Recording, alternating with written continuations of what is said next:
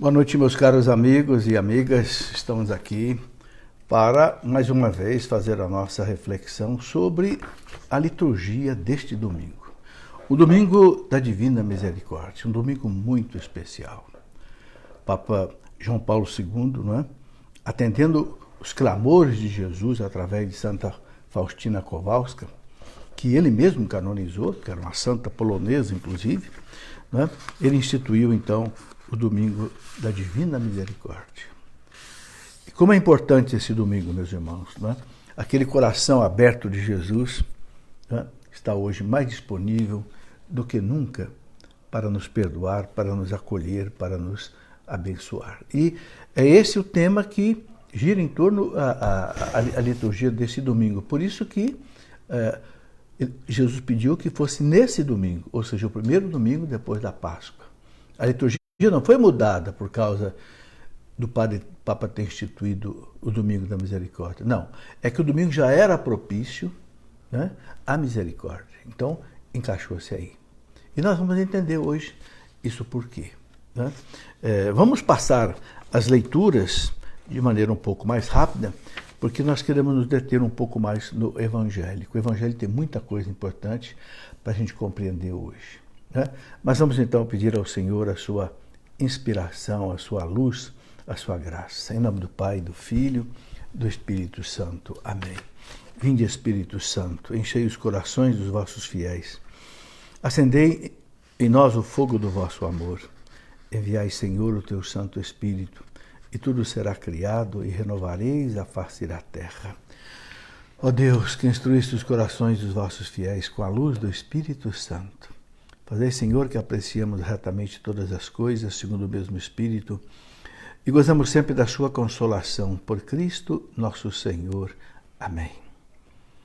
Ave Maria, cheia de graça, o Senhor é convosco. Bendita sois vós entre as mulheres, e bendito é o fruto do vosso ventre, Jesus. Santa Maria, Mãe de Deus, rogai por nós, pecadores, agora e na hora de nossa morte. Amém. Glória ao Pai, ao Filho e ao Espírito Santo, como era no princípio, agora e sempre. Amém. São José, rogai por nós. São Miguel Arcanjo, defendei-nos no combate. Em nome do Pai, do Filho e do Espírito Santo. Amém. Santa Faustina Kowalska, rogai por nós.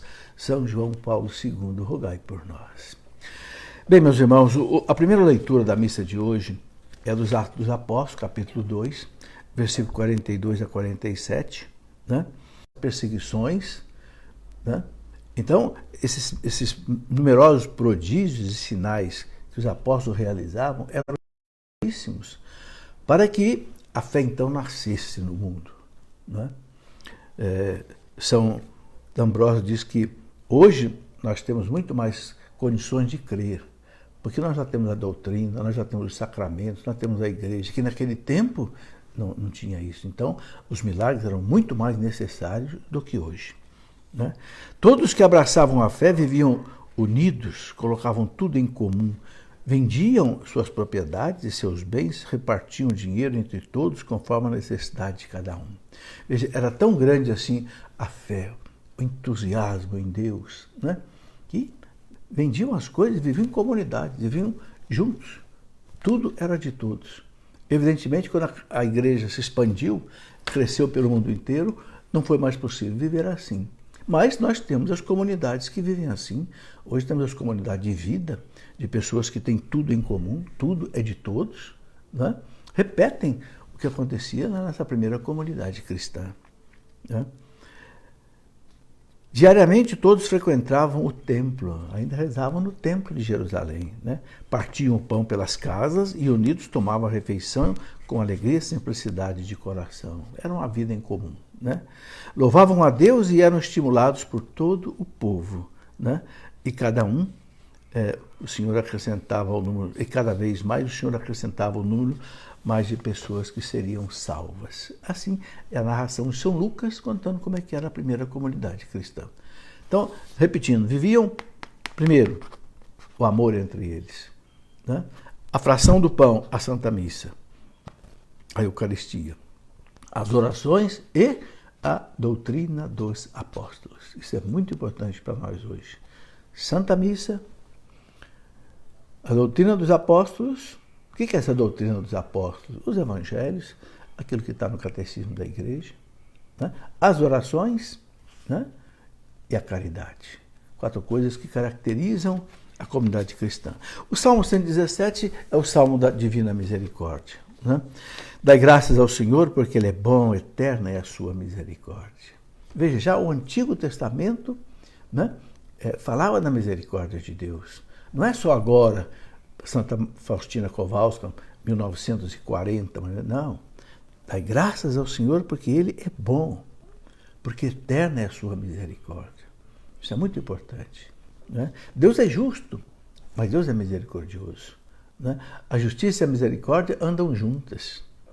Né? Para nos salvar, Cristo pagou o preço da justiça divina, a sua morte na cruz. Mas aí ele fez um ato extremo de misericórdia, porque nenhum de nós podia mais se salvar, então ele veio nos salvar. Então aí está a misericórdia, mas ele cumpriu a justiça. A justiça divina exigia, né, o pagamento dos nossos pecados. E Cristo pagou. A casa de Israel, agora o diga, eterna é a sua misericórdia. A casa de Israel quer dizer o povo de Deus, que somos nós hoje. Né? Diga, eterna é a sua misericórdia. A casa de Arão, agora o diga, eterna é a sua misericórdia. É o povo de Deus. Né? E não é só porque Deus perdoa os nossos pecados, é porque Deus também nos protege. Então o salmista diz aqui, né? Empurraram-me tentando derrubar-me, mas veio o Senhor em meu socorro. Então a misericórdia de Deus está no perdão dos nossos pecados e na nossa proteção. O Senhor é minha força e o meu canto, e tornou-se para mim o Salvador. Né? Tá aí. Então, o Salmo 117 da missa canta a misericórdia de Deus já lá do Antigo Testamento. A primeira carta de São Pedro, que é a segunda leitura de hoje, São Pedro diz, né? Bendito seja Deus, Pai de nosso Senhor Jesus Cristo, em sua grande misericórdia. Todas as leituras chamam pela misericórdia. Na sua grande misericórdia. Pela ressurreição de Jesus Cristo dentre os mortos, Ele nos fez nascer de novo. Nascer de novo quer dizer renascer. Quando nós somos batizados, nós nascemos de novo. No ventre da mãe, no parto, nós nascemos para esse mundo. No batismo, nós nascemos para Deus. Nos tornamos filhos de Deus, em Jesus Cristo, irmão de Cristo, herdeiro do céu de novo, que nós todos tínhamos perdido. É isso que significa apagar o pecado original. O pecado original não é um pecado de culpa, não. O pecado original é uma carência. Que carência é essa? Nós perdemos a filiação divina. Nós perdemos ser uma vida divina em Cristo. Nós estamos na inimizade do Pai. Então, por que o batismo apaga o pecado original? Porque ele anula tudo isso. Ele faz nós sermos de novo filhos de Deus, irmãos de Cristo, templo do Espírito Santo, filhos do Pai adotados em Jesus Cristo, herdeiros do céu. Essa é a importância do batismo. São Pedro fala, renascemos de novo, para uma herança incorruptível. Olha a herança aí. Nós tínhamos perdido essa herança. Que herança incorruptível, que não se corrompe. É o céu, é a ressurreição, onde nós vamos ter um corpo incorruptível, que não vai mais ficar doente, não vai mais envelhecer, não vai mais precisar comer, beber, dormir, etc. Que não se mancha nem murcha, e que é reservada para vós nos céus. Reservada para vós nos céus. Então, atenção. Né? A gente fica muito preocupado com a nossa vida aqui na terra, meus irmãos, mas o mais importante é tomar cuidado com a vida no céu. Nós não podemos perder a vida eterna. Graças à fé e pelo poder de Deus, vós fostes guardados, São Pedro fala, para a salvação, que deve manifestar-se nos últimos tempos, que Cristo trouxe. Isto é motivo de alegria para vós, embora seja necessário que agora fiqueis por algum tempo aflitos. São Pedro reconhece, nós vamos ficar por algum tempo aflitos nessa vida. Todos nós sofremos, todos nós temos as nossas aflições, tribulações, tentações. Mas São Pedro fala, não é? Embora seja necessário que agora fiqueis algum tempo aflitos, por causa de várias provações, Deste modo a vossa fé será provada. Por que São Paulo fala que é necessário aprovação para que a fé seja aprovada? Não é? Como sendo verdadeira, mais preciosa do que o ouro perecível. Então, para que a nossa fé seja firme. A nossa fé cresce, meus irmãos, no sofrimento. A nossa fé cresce nas crises. Cada vez que você supera um problema da sua vida na fé, tua fé cresce. Entendeu? Então, é como o lutador, ele tem que treinar para ficar forte. O corredor, ele tem que treinar para correr. O nadador, ele tem que treinar muito para ele ser um bom nadador. O cristão tem que treinar, exercitar a fé. Para ele ser uma pessoa de fé. E como é que você exercita a fé? Na luta dos problemas da vida. Por isso que São Pedro fala aqui, embora seja necessária, que agora fiqueis algum tempo aflitos por causa de várias provações, porque desse modo a vossa fé será provada como sendo verdadeira. É na prova, meus irmãos, que a gente prova a nossa fé. Eu me lembro que meus alunos, né, eu dava uma matéria meio difícil, física, mecânica, e os alunos diziam, o senhor vai dar uma prova difícil? Eu dizia, não, eu vou dar uma prova justa. Porque se eu der uma prova fácil, vocês não vão ser provados. Prova que não prova não é prova. Prova é para provar, eu dizia. Então, eu vou dar uma prova, sim, justa. Se você souber toda a matéria, você vai tirar 10. Se você tiver metade da matéria, você vai tirar 5. Se você não souber nada, você vai tirar 0. E eu não tenho culpa nenhuma, eu vou fazer apenas a justiça. Não é? Então, o sofrimento da vida provam a nossa fé, diz aqui São Pedro. Né? Deste modo, a vossa fé será provada como sendo verdadeira. Não é? E alcançará louvor, honra e glória no dia da manifestação de Jesus Cristo. Então, vamos receber honra, glória, louvor, né? Por Deus. Por nós termos superado na fé. Por isso que São Pedro usa aquela frase também, né? Ou é São João, né? Esta é a vitória que vence o mundo, a nossa fé. Esta é a vitória que vence o sofrimento, a nossa fé. Esta é a vitória que vence o coronavírus, é a nossa fé. Entende? Sem ter visto o Senhor, vós o amais. Que bonito, né? Não é como Tomé no Evangelho de hoje, que precisou tocar no Senhor para crer. São Pedro fala, não, né? Sem ter visto o Senhor, vós o amais. Sem o ver ainda, nele acreditais, graças a Deus. Por isso, Jesus, nós somos bem-aventurados. Isso será para vós fonte de alegria indizível e gloriosa. Acreditar sem ver, acreditar sem tocar. Né? Pois obtereis aquilo em que acreditais, né? Na vossa salvação. Está aí. Palavra bonita de São Pedro, né? Sobre a misericórdia de Deus, sobre tudo isso que ele mostra. Aí vem o Evangelho. O Evangelho nós conhecemos bem, né? Diz aqui a palavra de Deus aqui, que ao anoitecer daquele dia, né? Que era o primeiro dia da semana, ou seja, o domingo da ressurreição. Por isso que o domingo para nós é o dia glorioso, porque é o dia que o Cristo ressuscitou. É o primeiro dia da nova criação, diz o Catecismo, a criação que renasceu, né, com a ressurreição de Cristo. Quem ainda fica lá no sábado, ainda está lá naquela realidade de antes da ressurreição de Cristo. Nós católicos, graças a Deus, estamos no domingo, que é o primeiro dia da nova criação resgatada pelo Cristo, diz o nosso catecismo. Estando fechadas por medo dos judeus as portas do lugar onde os discípulos se encontravam, Jesus entrou e pôs-se no meio deles. Então nós já sabemos, né? O Cristo ressuscitado, ele não precisa mais abrir portas para entrar e para sair, mas é o próprio corpo dele. É um corpo glorioso agora, que não ocupa mais tempo nem espaço. Se não ocupa tempo e espaço, por isso que ele pode atravessar a parede, porque espaço não é mais problema. Eu já expliquei que na física, né, nós falamos bem claro, 2 corpos não podem ocupar simultaneamente o mesmo espaço. Não pode. Por isso que tem acidentes, porque não pode ocupar 2 ao mesmo tempo o mesmo espaço. Não pode. Mas no corpo ressuscitado, embora seja o mesmo corpo da pessoa, Jesus falou para Tomé, põe o dedo aqui, Tomé, olha aqui minhas chagas. Pediu para comer. E no Evangelho de ontem também, né, ele diz que O Evangelho de São Marcos diz que ele mudava também de aparência. Por isso que os discípulos de Emaús não o reconheciam. O corpo ressuscitado também tem essa propriedade, né? Eu gosto de enfatizar tudo isso, meus irmãos, para nós entendermos o que vai ser de nós.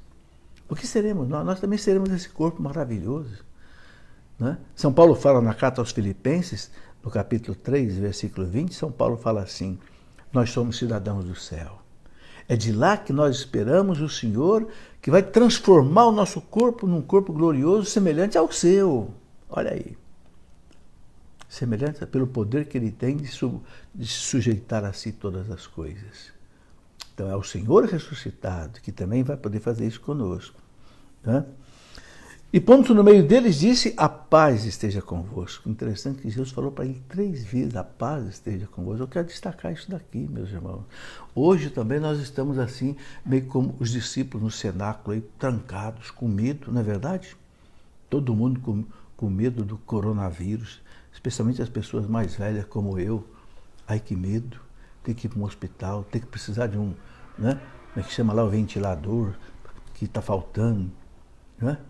Mas Jesus chegou no meio dele e disse: a paz esteja convosco. Ele tinha dito lá na Santa Ceia para os discípulos: eu vos dou a minha paz. Não a paz que dá o mundo, eu vos dou a minha paz. A minha paz não é a paz do mundo. A paz do mundo é apenas uma ausência de guerra. Não, a paz de Cristo é paz interior. Sabe, meus irmãos, não adianta a gente ter tudo se a gente não tiver paz. Não adianta você ter dinheiro, não adianta você ter saúde, se na sua cabecinha, na sua consciência você não tiver paz. Paz com você, paz com os outros, paz com a esposa, paz com os filhos, paz com o seu trabalho, paz com a sua consciência. Não adianta. É melhor ser pobre, mas ter paz. É melhor ser ignorante, mas ter paz, do que ser muito culto e não ter paz. Então Jesus diz: eu vos dou a minha paz. Nós temos que clamar muito isso, meus irmãos. Senhor, me dá a tua paz. Mais do que dinheiro, mais do que saúde, mais do que outras coisas, Senhor, me dá a tua paz. Né? Que eu não tenha depressão, que eu não precise tomar, Senhor, remédios aí de tarja preta. Oh, Senhor, me dá a tua paz. Me cura, Senhor, na alma. Então Jesus, a primeira coisa que ele fala para eles é: a paz esteja convosco, porque eles estavam todos com medo. O Evangelho de ontem diz que eles estavam chorando de medo, em luto. E Jesus fala para eles: eu vos dou a minha paz. Depois dessas palavras, mostrou-lhes as mãos e o lado. Sou eu mesmo, não tenho dúvida. As mãos e o lado quer dizer as suas sagradas chagas, né? Então os discípulos se alegraram ao verem o Senhor. Novamente Jesus disse: a paz esteja convosco. De novo, a paz esteja convosco. Agora ele coloca: como o Pai me enviou, também eu vos envio a vós. E depois de ter dito isso, soprou sobre eles e disse: recebei o Espírito Santo. Ou seja, soprou sobre eles o Espírito Santo. Espírito em hebraico é ruá, é vento, é sopro. Né? Por isso que São Paulo diz que o Espírito sopra onde quer. Né? Então Jesus soprou o Espírito sobre eles, por quê? Porque ele ia instituir o sacramento da confissão. E é pelo poder do Espírito Santo que todo o sacramento se realiza. Né? Então ele fala para os discípulos, né? A paz esteja convosco, recebei o Espírito Santo. A quem perdoardes os pecados, eles serão perdoados. A quem não perdoar os pecados, eles serão retidos. Então está aí. Meus irmãos, que coisa importante a gente entender isso. A lógica de Deus para a salvação da humanidade é essa. O Pai envia o Filho envia a Igreja.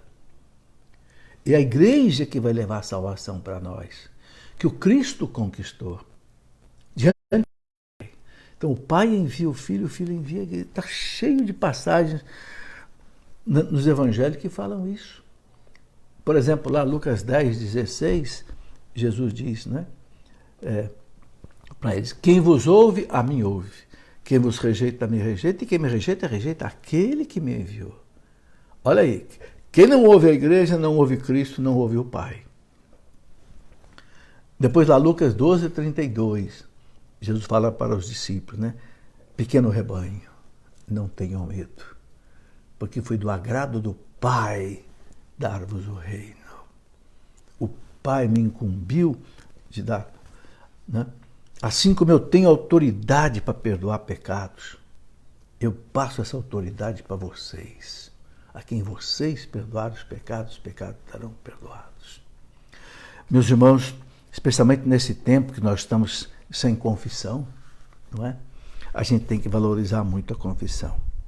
Eu queria colocar aqui 10 pontos sobre a confissão que o Papa Pio XII, naquela encíclica dele, Mystici Corporis Christi, o corpo místico de Cristo, o Papa Pio XII colocou. Ele diz, primeiro, é preciso a gente se confessar frequentemente. Por quê? Porque nós pecamos frequentemente. Então eu, mais ou menos uma vez por mês, eu me confesso. Os santos queriam confessar todo dia. Por quê? Porque os santos, como ninguém, eles viam, entendiam os pecados dele. Então a confissão deve ser frequente. Eu não devo ficar aí 6 meses sem conversar, 1 ano sem conversar. Aliás, é obrigado, né? Um dos mandamentos da igreja, confessar no mínimo uma vez por ano e comungar no mínimo uma vez por ano na época da Páscoa. A época da Páscoa que vai da ressurreição de Jesus até Pentecostes. É o período pascal. Bom, segundo, a confissão aumenta o nosso conhecimento de nós mesmos. Você fica tomando conhecimento dos seus pecados, então você vai se convertendo. A coisa mais triste, meus irmãos, é a pessoa pecar e não ter conhecimento do seu pecado. Rouba e continua roubando achando que está normal. Entende? Então, a confissão aumenta o nosso conhecimento, aumenta a nossa humildade. Ninguém se salva sem humildade, porque o pior pecado é a soberba. A confissão faz a gente humilde. Quando você confessa o teu pecado, eu pequei, diante de um homem igual a você. Se Deus colocou isso, é porque nós precisamos disso. Aumenta a nossa humildade. Quarto, vence as paixões desordenadas que existem dentro de nós. Né? Dentro de nós, meus irmãos, nós temos as paixões desordenadas. Né? Então, a confissão vai colocando a nossa sexualidade no lugar, a nossa, braveza no lugar, a nossa maneira de xingar, de ofender, de odiar, as paixões desordenadas dentro de nós, o orgulho vai se aquietando, a ganância vai se aquietando, né? A luxúria vai se aquietando, o ódio, a inveja, a preguiça vai deixando de acontecer. Né? Depois, combate a tibieza. O que é a tibieza? É aquele católico frouxo, que não reza, que não vai à missa, que não confessa, não comunga, vive como se Deus não existisse. É a tibieza. A confissão faz você acordar. Né? Depois, 6, purifica a consciência. Purifica a sua consciência. E aí traz a paz. É interessante, Jesus dá paz para os discípulos e fala da confissão. O catecismo da igreja chama a confissão de sacramento de cura. Não é tanto cura física, cura espiritual. Muito importante. A confissão fortifica a vontade, é uma graça de Deus, fortifica a sua vontade para você não pecar mais. Entende? A confissão te dá uma direção espiritual, porque você confessando com o padre te orienta, te dá uma penitência para você, né, ter uma direção. Aumenta a graça santificante em nós. Aumenta a graça, ou seja, a graça é a presença de Deus em nós, a ação de Deus em nós. Então vejam quantas coisas, meus irmãos, 10 coisas aqui, né, o Papa Pio XII coloca na importância da confissão. Hoje é o dia da confissão. Né? Por que é o dia da divina misericórdia? Porque a misericórdia de Deus,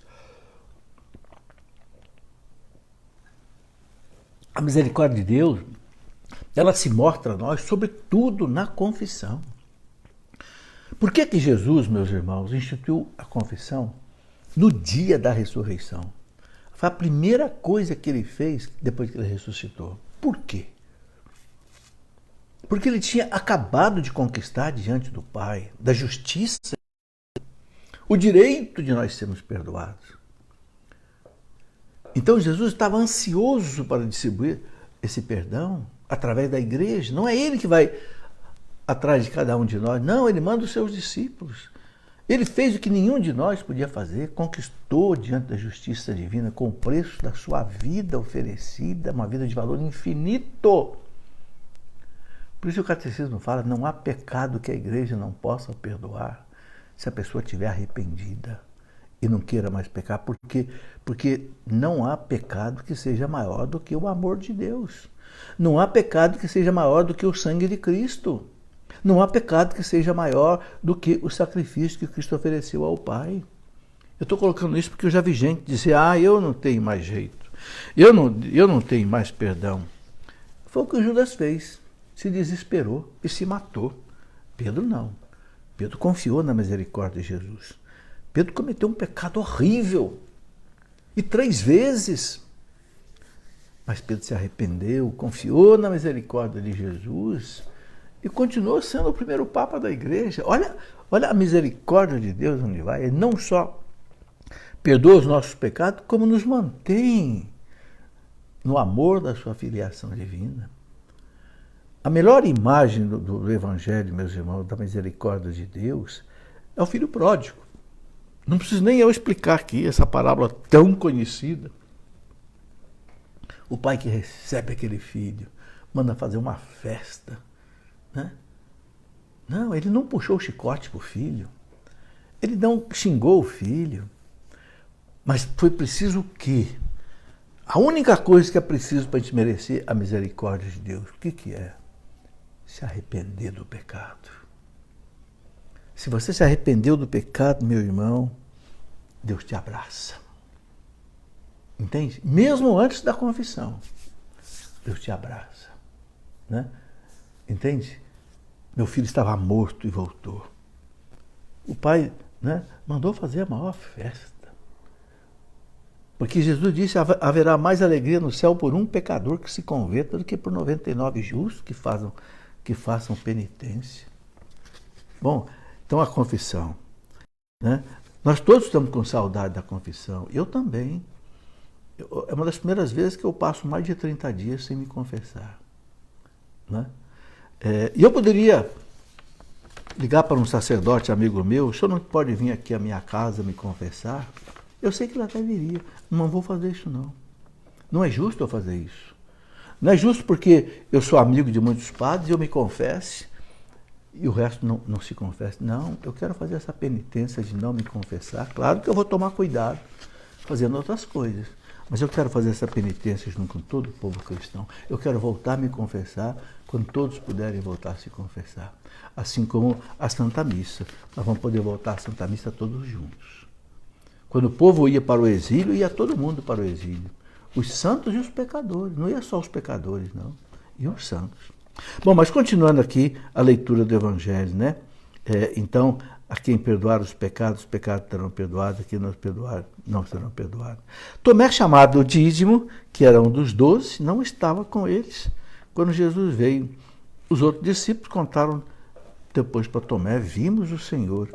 Mas Tomé disse, se eu não vir a marca dos pregos em suas mãos, se eu não puser o dedo, né, nas marcas dos pregos, eu não acreditarei.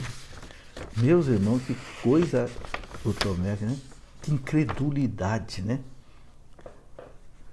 8 dias depois, encontravam-se os discípulos novamente reunidos em casa e Tomé estava com eles. Estando fechadas as portas, Jesus entrou, posto no meio deles e disse, a paz esteja convosco. Olha que interessante, meus irmãos. A paz esteja convosco. Hoje nós precisamos dessa paz. Nós estamos como os apóstolos, trancados em casa com medo. Senhor, dá-nos a tua paz. Vamos pedir essa paz a Jesus. Dá-nos a tua paz, Senhor, nesse domingo da misericórdia. Né? E Tomé estava com eles. Né? E depois disse a Tomé, põe o teu dedo aqui e olha as minhas mãos. Estende tua mão e coloca no meu lado, na ferida, né? Daquela lança que perfurou o coração dele. Né? Não sejas incrédulo, mas fiel. Oh, meus irmãos, isso é para todos nós. Não seja incrédulo, mas fiel. Sabe, muitas vezes, gente, as pessoas não são religiosas porque são incrédulas. né? Porque querem entender as coisas para aceitar.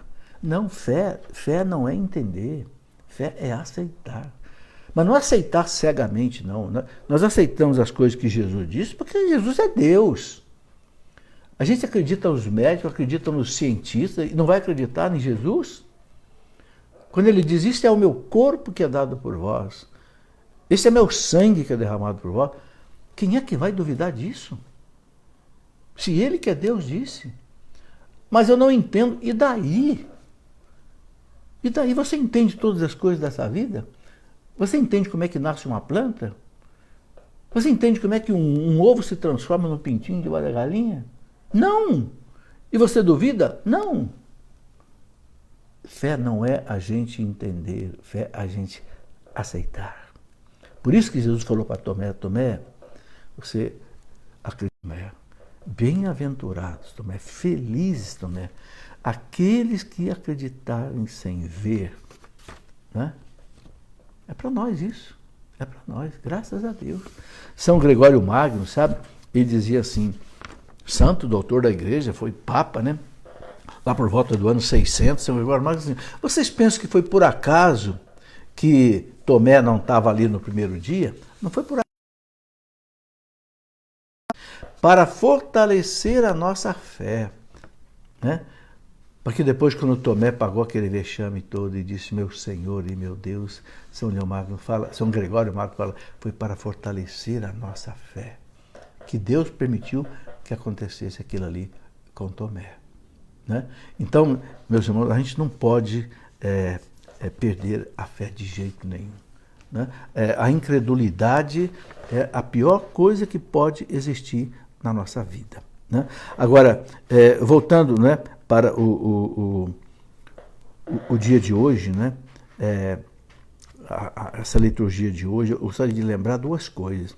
Primeiro, aquilo que o Papa João Paulo II disse na primeira homilia, quando ele foi eleito Papa.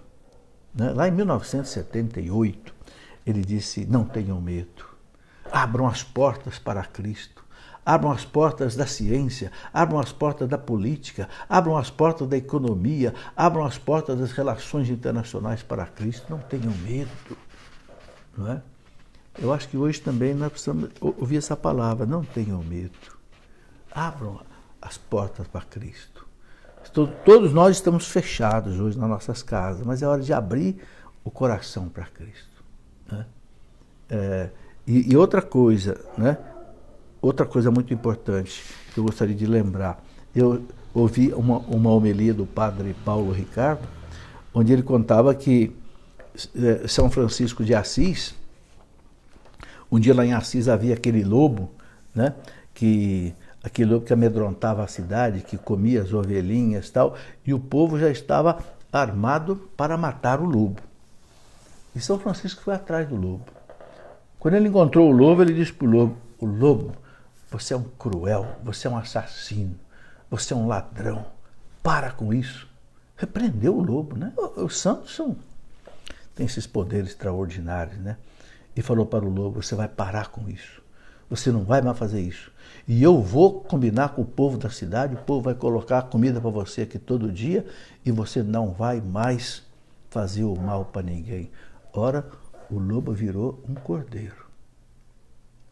O poder da santidade, meus irmãos, o que é, né? Mas depois São Francisco, sabe?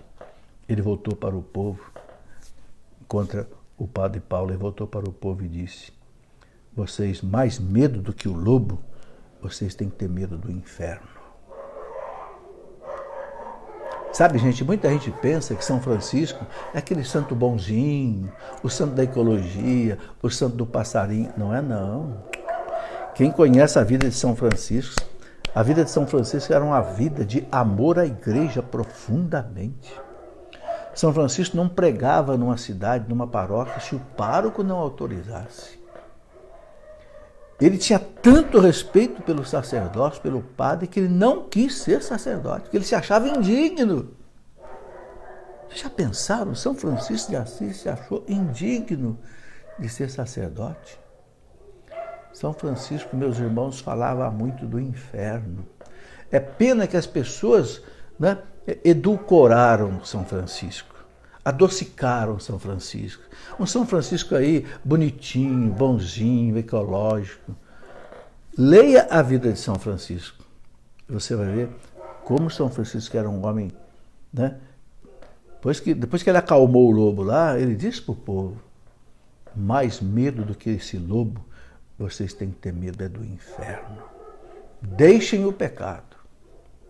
Deixem o pecado. Então, meus irmãos, eu queria completar essa nossa reflexão de hoje, porque nós estamos no domingo da Divina Misericórdia.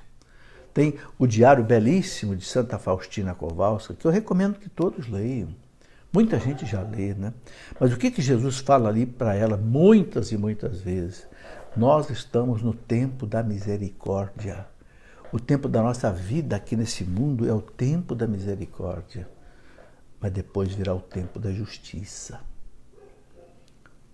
São Paulo fala lá na primeira carta aos Coríntios, né? São Paulo fala lá, capítulo 5, São Paulo fala que cada um de nós vai ter que se apresentar diante do tribunal de Cristo para receber o bem ou o mal conforme aquilo que a gente viveu aqui no tempo da misericórdia. Então, meus irmãos, é a hora da misericórdia, é a hora da graça, é a hora da bênção. É a hora da gente se converter dos pecados, mudar de vida, prometer a Deus buscar a santidade, né? Para a gente, então, né, como diz São Francisco, não ter medo do inferno, né? E viver aí na alegria e na graça de Deus. Muito eu queria colocar para vocês hoje nessa reflexão sobre, né, a liturgia deste domingo. Que Deus os abençoe, que Deus conceda a todos um domingo de paz e de muita misericórdia. Amém. Em nome do Pai, do Filho e do Espírito Santo. Amém.